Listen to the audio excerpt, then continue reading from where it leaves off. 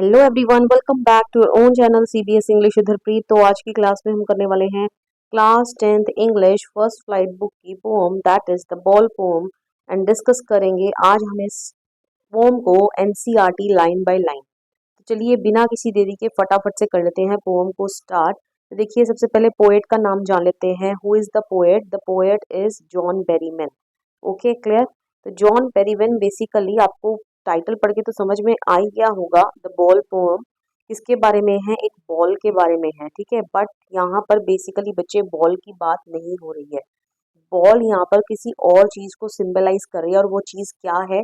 तो पोम को स्टार्ट करते हैं और फिर उसको जानते हैं। ओके तो देखिए सबसे पहले बॉक्स को रीड आउट कर लेते हैं। क्या लिखा है? A boy loses a ball, he is very upset. A ball does not cost much nor is it difficult to buy another ball. Why then is the boy so upset? Read the poem so to see what the poet thinks has been lost and what the boy has to learn from the experience of losing something. Okay.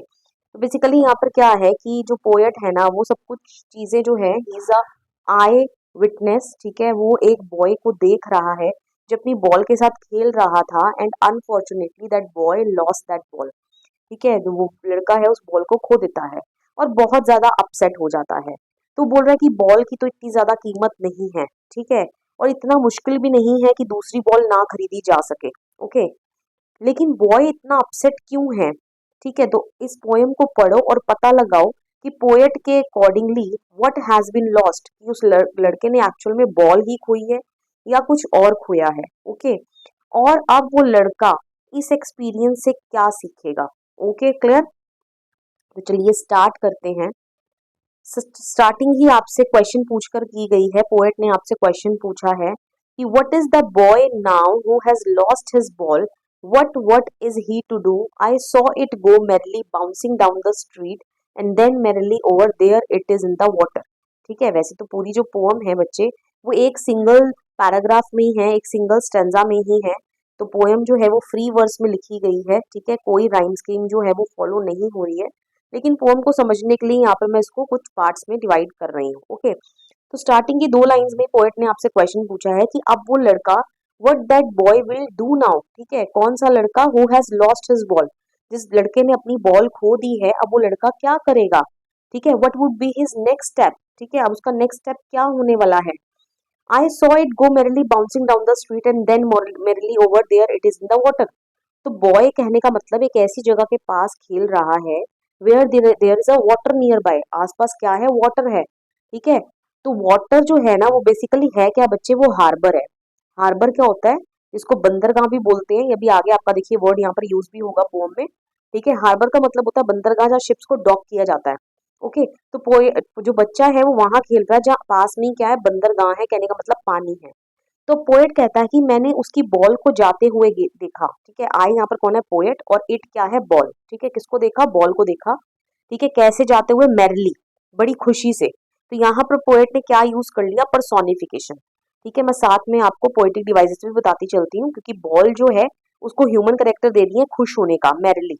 Okay जबकि हमें पता है ball खुश नहीं हो सकती। Okay clear. तो यहाँ पर पोएट क्या कहता है कि मैंने बॉल को मैरिली जाते हुए देखा बाउंसिंग डाउन द स्ट्रीट, कहने का मतलब the boy has hit the ball so hard that it went bouncing down the street and fail into the near by water and floated away from him. तो ball जो है वो boy ने इतनी तेज मारी कि वो क्या हुई? बाउंस करते हुए जो पास में पानी है वो उसमें गिर जाती है और उससे पानी में फ्लोट कर कर उससे दूर हो जाती है, ठीक है। No use to say O there are other balls. Poet साफ साफ कह रहा है कि ये कहने का कोई भी फायदा नहीं है कि बच्चे देयर आर अदर बॉल्स, दूसरी बॉल्स भी हैं, दूसरी बॉल ले लेना। अब ऐसा क्यों है कहने का फायदा नहीं है? क्योंकि बॉय का रिएक्शन जो था ना वो काफी स्ट्रेंज था। अब वो क्या रिएक्शन था वो आगे की लाइंस में लिखा है। क्या लिखा है? तो चलिए बच्चे स्टार्ट करते हैं। बॉय का रिएक्शन क्या है? An ultimate shaking grief fixes the boy as he stands rigid, trembling, staring down all his young days into the harbor where his ball went. Okay, तो बेसिकली यहाँ पर बॉय का क्या रिएक्शन आता है? He was very grief stricken, ठीक है। उसको काफी झटका लगता है, काफी दुख लगता है जब उसकी बॉल उससे दूर चली जाती है, ठीक है। और अब वो कैसे खड़ा है, स्टैंड्स रिजिड, मानो कि पत्थर बन गया है, ठीक है, कोई मूवमेंट ही नहीं है उसके अंदर, ट्रैम्बलिंग, कांप रहा है, ओके, डर के मारे, और घूरे जा रहा है। स्टेयरिंग का मतलब होता है घूरना, ठीक है। अब वो किसको घूर रहा है, उस बॉल को ही बेसिकली घूर रहा है, राइट। जो बॉल क्या है इस पानी में, उससे क्या हो गई है, दूर चली गई है। यहाँ पर बॉय है और यहाँ पानी है, तो ये बॉल जो है उसकी उससे दूर चली गई है और ये उस बॉल को ही घूरे जा रहा है। तो बेसिकली अब यहाँ पर आपको इस लाइन में पता चलेगा कि उसके लिए उसकी बॉल ही उससे दूर नहीं हुई है। Ball here is not only the materialistic possession, ठीक है, यहाँ पर बॉल कुछ और भी है। उसके लिए क्या चीज उससे दूर हो गई है, staring down all his young days into the harbour where his ball went. कहने का मतलब all his young days into the harbour, मतलब बच्चे यहाँ से ये समझ में आता है कि उसके पास, इस लाइन से हमें ये भी क्लियर हुआ कि उस बॉय के पास ये जो बॉल थी ना, that has been for a very long time, ठीक है, बहुत लंबे समय से वो बॉल जो थी वो उस बॉय के पास थी, ठीक है। And he has so many memories, ठीक है, अटैच टू दैट बॉल। उस बॉल के साथ उसकी कई सारी यादें जुड़ी हैं, चाइल्डहुड, ठीक है, क्योंकि वो बचपन में उस बॉल के साथ खेला करता था।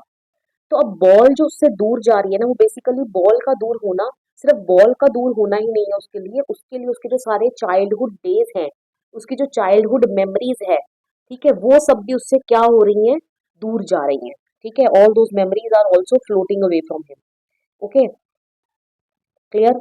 चलिए आगे बढ़ते हैं, आई होप सो यहाँ तक आपको क्लियर हो गया। एक बार रिपीट करते हैं। What is the boy now who has lost his ball? What is he to do? I saw it go merrily bouncing down the street and then merrily over there it is in the water. अब वो बच्चा क्या करेगा जिसने उस ball को खो दिया? मैंने उस बॉल को हंसते हुए जाते हुए देखा सड़क पर से, कहाँ चली गई, पास के पानी में चली गई। उस बच्चे को ये कहने का कोई फायदा नहीं है कि there are other balls. An ultimate shake brief fixes the boy. Boy काफी निराश हो जाता है। As he stands rigid trembling staring down all his young days into the harbour where his ball went. तो उसके लिए उसकी बॉल ही जो है वो उससे दूर नहीं हुई है। कहने का मतलब उसकी जितनी भी चाइल्डहुड मेमोरीज हैं वो भी उससे क्या हो गई हैं, दूर हो गई हैं, ओके। तो बेटे यहाँ पर लॉस ऑफ बॉल जो है ना, वो आपको एक चीज और दर्शा रहा है, एक चीज और रिफ्लेक्ट कर रहा है, ठीक है, कि लॉस ऑफ बॉल जो है, ओके, लॉस ऑफ बॉल जो है वो क्या है, LOSS बच्चे, LOSS, लॉस ऑफ बॉल जो है, ठीक है। अब क्या हो रहा है कि अब बच्चा जो है ना अपना एक लेसन ऑफ रिस्पॉन्सिबिलिटी सीखेगा, राइट। कि जब कोई चीज आपके पोजीशन में होती है तो उसके लिए रिस्पॉन्सिबल भी कौन होते हो, आप लोग ही होते हो। पर अगर आपने किसी चीज को खो दिया, हमें उस चीज की वर्थ से कोई मतलब नहीं है कि वो चीज कितनी सस्ती है या कितनी महंगी है, नहीं, वर्थ डजेंट मैटर। अगर आपको एक छोटी से छोटी चीज के भी घूमने का, खो जाने का अफसोस है, इट मीन्स आप अपनी लाइफ का जो लेसन है ऑफ रिस्पॉन्सिबिलिटी वो बहुत जल्दी सीख रहे हैं, ओके। और जितनी जल्दी आप इस लेसन को अपनी लाइफ में सीख लो तो वो आपके लिए ही अच्छा है, ठीक है। तो यहाँ पर अब वो जो बॉय बॉय है उसके अंदर एक ट्रांजिशन आएगा, ठीक है, ट्रांजिशन मतलब एक चेंज देखने को मिलेगा। अब वो जो बॉय है ना, वो अपनी चाइल्डहुड इनोसेंस को भी खो रहा है। किसको खो रहा है बच्चे, चाइल्डहुड इनोसेंस को, ठीक है, चाइल्डहुड इनोसेंस को। कहने का मतलब, मैं आपको एग्जांपल देती हूँ कि अब उसने बचपने में एक चीज खो दी, राइट, बॉल को खो दिया, लेकिन अब वो बच्चा समझदार हो जाएगा, उसको पता चल जाएगा, उसको लॉस का नेचर समझ में आ जाएगा कि एक बारी कोई चीज हम खो देते हैं तो मुड़कर वापस लाना बहुत ज्यादा डिफिकल्ट है, और हो सकता है सेम चीज को वापस ना लेकर आया जा पाए, ओके, क्लियर। और हो सकता है आप सेम चीज को तो पैसों से खरीद लोगे, लेकिन जो उस चीज के साथ जुड़ी हुई मेमोरीज हैं जो आपने खो दी हैं, वो मेमोरीज कभी वापस आने वाली नहीं है।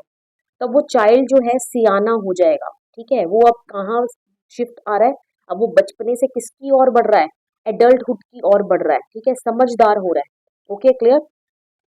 आई hope so this is clear. तो देखिए यहाँ पर पढ़ते हैं, no use to say there are other balls, an ultimate shaking grief fixes the boy as he stands rigid, trembling, staring down all his young days into the harbor where his ball went. I would not intrude on him, ठीक है, मैं इसको उसके इस मामले में दखल अंदाजी नहीं करूंगा। पोएट बोल रहा है, इंट्रूड का मतलब होता है इंटरवीन करना, किसी के मामले में दखल अंदाजी करना, ठीक है। तो पोएट साफ कह रहा है कि मैं इंटरवीन नहीं करूंगा। A dime another ball is worthless, उसको जाकर ये कहना कि बच्चे ये डाइम ले लो और दूसरी बॉल ले लो, ये कहना वर्थलेस है। बच्चे डाइम क्या होती है, ये एक जैसे हमारे पैसे होते हैं ना, 100 पैसे मिलकर 1 रुपए बनता है, तो बहुत छोटी सी यूनिट है करेंसी की। तो ऐसे डाइम जो भी है ना, ये छोटा सा मामूली सा अमाउंट है, ओके। तो कहने का मतलब पोएट ये बताने की कोशिश कर रहा है कि उस बच्चे को जाकर ये कहना कि बॉल की कीमत इतनी नहीं है, ठीक है, एक डाइम में भी आ जाएगी, लेकिन उसको जाके ये कहना कि डाइम अनदर बॉल ये वर्थलेस है, यूजलेस है, इसका कहने का कोई फायदा नहीं है, ओके। क्यों? क्योंकि that boy is learning something out of that loss. ठीक है, वो बॉय जो है वो उस लॉस से कुछ ना कुछ सीख रहा है।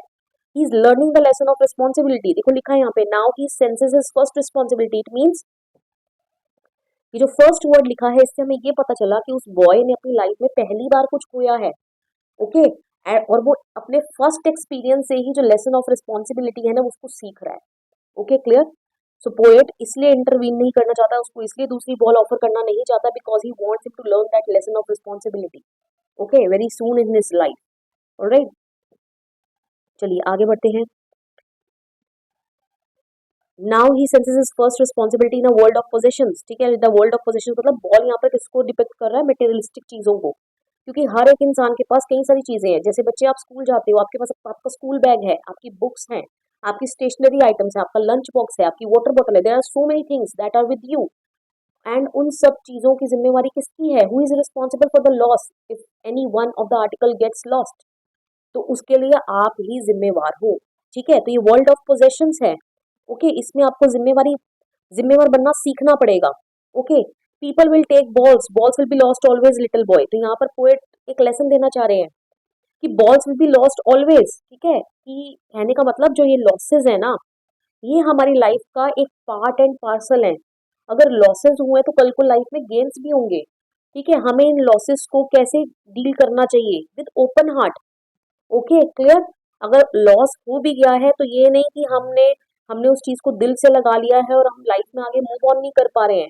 ठीक है, your attitude towards the losses should not be like that. Okay, clear?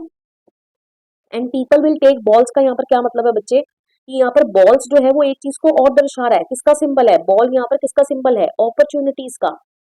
किसका? अपॉर्चुनिटीज का। कहने का मतलब अवसरों का। बॉल यहाँ पर बच्चे किसका? बॉल किस किस का सिंबल है? बॉल यहाँ पर सिंबल है चाइल्डहुड मेमोरीज का। ओके, ये सारी चीजें आप लिख कर आओगे। और किसका सिंबल है बच्चे? चाइल्डहुड इनोसेंस का। ठीक है, चाइल्डहुड इनोसेंस का। उसके बाद पोजेशंस का, मटेरियलिस्टिक चीजों का। अपॉर्चुनिटीज का। अपॉर्चुनिटीज का कैसे? देखिए यहाँ पर क्या लिखा हुआ है, पीपल विल टेक बॉल्स। अब लोग क्यों बॉल्स ले लेंगे? कहने का मतलब इन लाइफ, आपकी लाइफ में there will be several moments जहां पर आपके सामने कुछ अवसर आएंगे, कुछ अपॉर्चुनिटीज आएंगी। अगर आप बिना समय लिए, ठीक है, या आप करेक्ट डिसीजन नहीं ले पाते हैं और आप किसी अपॉर्चुनिटी को रिजेक्ट कर देते हैं। आज आपके पास एक जॉब का ऑफर आया है लेकिन आपने उसको रिजेक्ट कर दिया, आपको लग रहा है कि नहीं आप लाइफ में भी कुछ और करोगे। ओके, आप इससे भी बड़ी जॉब करोगे, लेकिन आप उस जॉब ऑफर को ठुकरा देते हो। तो means there are other people who are ready to grab that opportunity. दूसरे लोग बैठे हैं उस अपॉर्चुनिटी को आपसे छीनने के लिए, लेने के लिए। वो अक्सर आपके लिए सदा के लिए वेट नहीं करने वाला है। This is what the poet wants to convey. Okay, clear? I hope so I made myself clear to you. तो यहाँ पर जो बॉल है वो किसका सिंबल है? बॉल सिंबल है ना कि सिर्फ चाइल्डहुड मेमोरीज का, चाइल्डहुड इनोसेंस का, मटेरियलिस्टिक पोजेशंस का। यहाँ पर बॉल सिंबल है किसका? अपॉर्चुनिटीज का भी सिंबल है। Okay, clear? जिसको जो अपॉर्चुनिटीज आपसे लोग लेने के लिए तैयार बैठे हैं। ठीक है, और ये ऐसे लॉसेस आपकी लाइफ में होते रहेंगे। And no one buys a ball back. ठीक है, कोई भी आपके लिए उस लॉस की भरपाई करने वाला नहीं है। अगर आप किसी लॉस के लिए रिस्पॉन्सिबल हो तो आपको ही उसकी भरपाई करनी है। ठीक है, nobody will buy you a ball back. कहने का मतलब कि कोई भी आपकी जो लॉस्ट अपॉर्चुनिटी है उसको वापस आपको नहीं लेकर आने वाला आपके लिए। ठीक है, कोई चीज आपने खो दी है, लॉस इनकर करा है लाइफ में, तो कोई उसको आपको उसका प्रॉफिट भरपाई करने वाला नहीं है। Okay, money is external. बच्चे ये लाइन बड़ी इंपॉर्टेंट है, कई बार वो पूछ लेता है मनी इज एक्सटर्नल का मतलब क्या है? कि हम मानते हैं कि पैसे में पावर है। ठीक है, money has all the power. Okay, लेकिन पैसा ही सब कुछ नहीं है। Money is not everything. Money से आप टेंजिबल गुड्स को तो खरीद सकते हो। बच्चे what do you mean by tangible? ठीक है, टेंजिबल मतलब फिजिकल गुड्स। ठीक है, जितने भी फिजिकल गुड्स हैं, ठीक है, हम फिजिकल गुड्स को तो खरीद सकते हैं पैसे से, लेकिन हम जो इनटेंजिबल फीलिंग्स एसोसिएटेड है उस आर्टिकल के साथ, इनटेंजिबल फीलिंग्स हमारी, ठीक है, जैसे बॉल को तो आप खरीद कर ले आओगे, ठीक है, आप फिजिकल प्रोडक्ट तो वापस ले आओगे खरीद कर पैसे से। पैसे के अंदर इतनी पावर है। लेकिन पैसा जो है, इनटेंजिबल फीलिंग्स, जो उस बॉय की फीलिंग्स थी, उस बॉल के साथ अटैच था, वो उसकी यादें जुड़ी थी उस बॉल के साथ, पैसे के अंदर वो काबिलियत नहीं है। पैसा उन मेमोरीज को कभी वापस नहीं लेकर आ सकता। Okay, clear? तो यहाँ पर आपको ये चीज सीखनी पड़ेगी। कि हर एक चीज की हमारी लाइफ में क्या होती है, एक अहमियत होती है। Okay clear. ये मत सोच के चलिए कि हाँ ये छोटा सा मामूली सा लॉस है, 10 रुपए का पेन ही तो है। जो बच्चा आज 10-10 रुपए के लॉस के लिए दुखी हो रहा है, इट मीन्स कल को वो 100 रुपए का लॉस अवॉइड करेगा। जिसको 100 रुपए का लॉस हुआ, उसको उसके लिए दुख हुआ, तो कल को वो 1000 का भी लॉस अवॉइड करेगा। लेकिन जिसको 100 के लॉस से भी कुछ समझ नहीं आ रहा, 1000 के लॉस से भी कुछ समझ नहीं आ रहा, तो कल को वो लाखों में भी उसको लॉस होगा। ओके क्लियर, क्योंकि उसने अपना लाइफ का जो लेसन था ऑफ रिस्पॉन्सिबिलिटी, वो उसने बहुत छोटे अमाउंट से नहीं सीखा। तो कहने का मतलब रिस्पॉन्सिबल बनने के लिए उसके लिए आपको ये नहीं कुछ बड़ा ही खोना पड़ेगा। ठीक है, आप छोटी सी चीज से भी सीख सकते हो। आपने उस चीज की वर्थ पैसे से नहीं लगानी है, आपने उस चीज की वर्थ अपनी इमोशन से लगानी है। जो इमोशंस कभी पैसा वापस खरीद कर आपको देने वाला नहीं है। ऑलराइट, चलिए आगे बढ़ते हैं। ही इज लर्निंग, कौन वो लड़का सीख रहा है, बॉय पोएट के accordingly he is learning well behind his desperate eyes. Desperate मतलब बच्चे होती है व्याकुल आंखें। ठीक है, यहाँ पर एक पोएटिक डिवाइस लगी है जिसको बोलते हैं ट्रांसवर्ड एपिथेट। क्या बोलते हैं बच्चे, ट्रांसफर्ड एपिथेट। बताती हूँ आपको, एपिथेट का मतलब होता है बेटा एडजेक्टिव। ठीक है, एडजेक्टिव क्या करते हैं बच्चे, नाउन को डिस्क्राइब करते हैं, राइट। लेकिन यहाँ पर देखिए कौन सी नाउन है, आइस। ठीक है, आइस को कौन सा वर्ड डिस्क्राइब कर रहा है, डेस्परेट। तो डेस्परेट वर्ड क्या है बच्चे, यहाँ पर एडजेक्टिव है। लेकिन ट्रांसफर्ड मतलब हो गया यहाँ पे कि जिस नाउन के साथ ये एडजेक्टिव लगा है, ये उसको ना डिस्क्राइब करके ये किसी और ही नाउन को डिस्क्राइब कर रहा है, तभी इसका नाम हो गया, इसका जो इफेक्ट है उसको ट्रांसफर कर दिया गया। तभी इस पोएटिक डिवाइस का नाम बनता है ट्रांसफर्ड एपिथेट। तो कहने का मतलब अब यहाँ पर किसको किसकी और इसके एडजेक्टिव के इफेक्ट को ट्रांसफर किया गया बेटा। कहने का मतलब है बॉय की आईज डेस्परेट नहीं है, वो बॉय खुद ही डेस्परेट है। That boy is desperate, nor not his eyes were desperate. Okay clear, boys की आंखें, बॉय की आंखें डेस्परेट नहीं है, वो खुद ही डेस्परेट है। ओके क्लियर, तो यहाँ क्या यूज होगा, ट्रांसफर्ड एपिथेट। नेक्स्ट करते हैं। अब वो क्या सीखेगा, द एपिस्टेमोलॉजी ऑफ लॉस। ठीक है, एपिस्टेमोलॉजी का मतलब होता है बच्चे नेचर ऑफ लॉस, वो नेचर ऑफ लॉस सीखेगा। अब आप मुझे बताओ नेचर ऑफ लॉस कैसा होता है। नेचर ऑफ लॉस होता है इररिपेयरेबल, इररिपेयरेबल। आप लॉस की भरपाई नहीं कर सकते हो, जो चीज आपने खो दी है वो इररिपेयरेबल है। आप चीज तो वापस ले आओगे, लेकिन इन द सेंस आपकी उससे जुड़ी यादें नहीं वापस लेकर आ पाओगे। ठीक है, और कैसा होता है loss of, nature of loss, sorry nature of loss कैसा होता है बच्चे, पेनफुल। ठीक है, काफी पेनफुल होता है। आपको कैसी फीलिंग देके जाता है, आपको डिसअपॉइंट करके जाता है। ठीक है, makes a person feel disappointed, makes a person feel sad.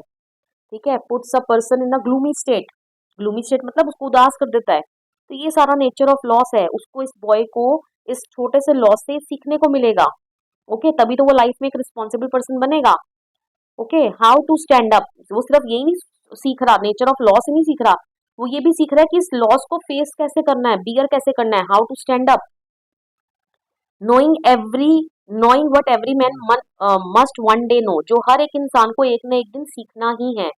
And most know many days how to stand up. ठीक है, कहने का मतलब कि ये जो है, ये बताया गया कि लॉसेस जो हैं वो आपकी लाइफ का पार्ट है। तो आपको मुंह खुलाकर बैठ ही नहीं जाना है, अपनी लाइफ में स्टैंड स्टिल नहीं ले आना है उस लॉस की वजह से। ठीक है, कि आप कोई और दूसरा बिजनेस सोच खोलने की सोच ही नहीं पा रहे हो। ठीक है, कि आपके पैर कांप रहे हैं कि अब मैंने ये लॉस बेयर कर लिया, अब नहीं ऐसा। तो लॉसेस जब तक इनकर नहीं करोगे, आप उनसे सीखना बहुत जरूरी है, क्योंकि जब सीखोगे तभी लाइफ में रिस्पॉन्सिबल बनोगे और बड़े बड़े लॉसेस को क्या करोगे, अवॉइड करोगे। लाइफ में आपको मूव ऑन करना है, लॉसेस को एक्सेप्ट करना है। ओके क्लियर, तो this is the pome. I hope सो आपको क्लियर हो गई। आप फटाफट से पोएटिक डिवाइसेस देख लेते हैं।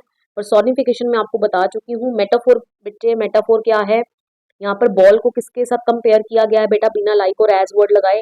बॉल को यहाँ पर क्या बोला गया है बच्चे, चाइल्डहुड मेमोरीज के साथ कंपेयर किया गया है, चाइल्डहुड इनोसेंस के साथ कंपेयर किया गया है, मटेरियलिस्टिक पोजेशंस के साथ कंपेयर किया गया है, और अपॉर्चुनिटीज के साथ कंपेयर किया गया है। ओके क्लियर, तो ये सब कुछ आप लिखाओगे।